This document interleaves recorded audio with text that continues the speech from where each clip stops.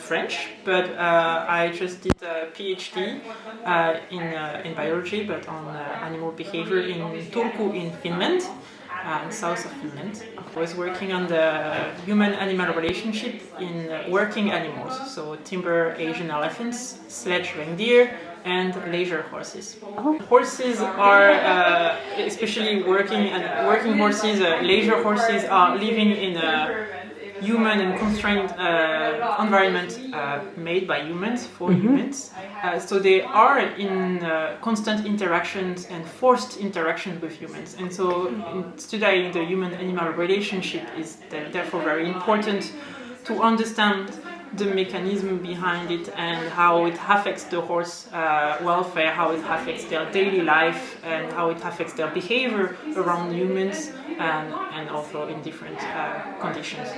Well, because in my research I've been working directly with horse owners, so of course I've been studying horses that are living in completely different environment, I'd followed completely different training, it's important to see how the human-animal interactions affect and what place those human-animal interactions have within these 5 domains of considering the welfare, and it's actually a part of the 5 domains. The human-horse interaction is a big part of what should be considered when we look at the 5 domains of welfare. From my research and from my personal point of view, I would act on the housing of the horses.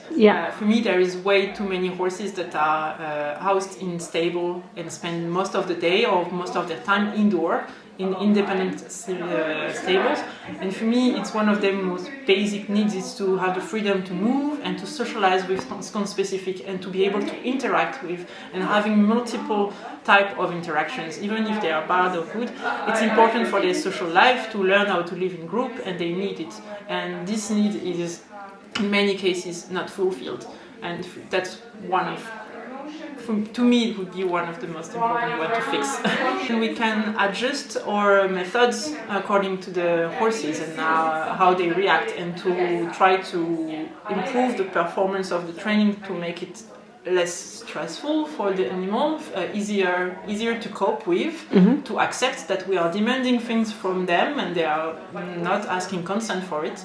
So the more we understand how they work, how they perceived or demand, the best we can do ourselves to make them cope with those kind of restriction and constraints.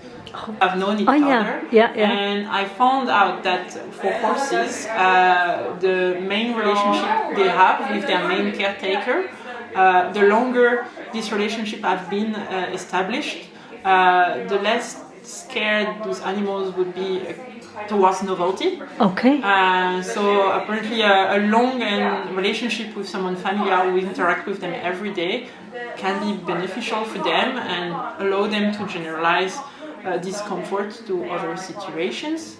So that's quite interesting. Actually, that's one of the points of the study is that the horses, they often are sold and change environment, have to learn how to interact with new humans, with maybe new horses, living in a new environment, and they need time to adjust to these new situations. And it's important for the new owner to take into account that the horse needs some time to adjust and to understand what's happening to him. I mean, we need more research worldwide anyway on similar topics and to have different point of view and to share experiences. So it's just really great to be able to share ideas and to connect, to network, because science should not be done alone and in one space. We should all share what we know together, because this is how we move forward. This is how we grow ideas, and it's very nice. This is something that is lacking. Actually, it's a bridge between science and horse people who actually work with animals. That sometimes the findings of the research is not that accessible to anyone. It's mostly in English, published in scientific reviews.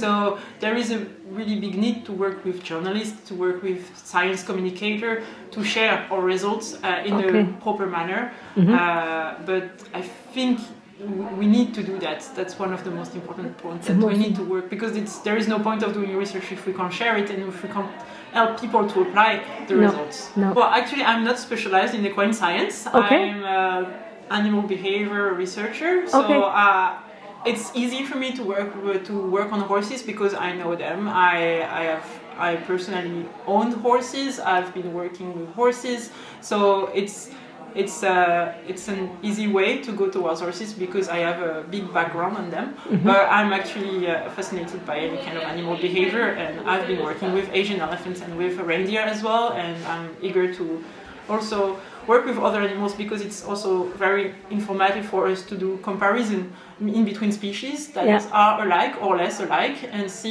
tells us about evolution, about domestication. We can answer also many questions by comparing different species. Still plenty of work to do. And there is researcher doing amazing work, and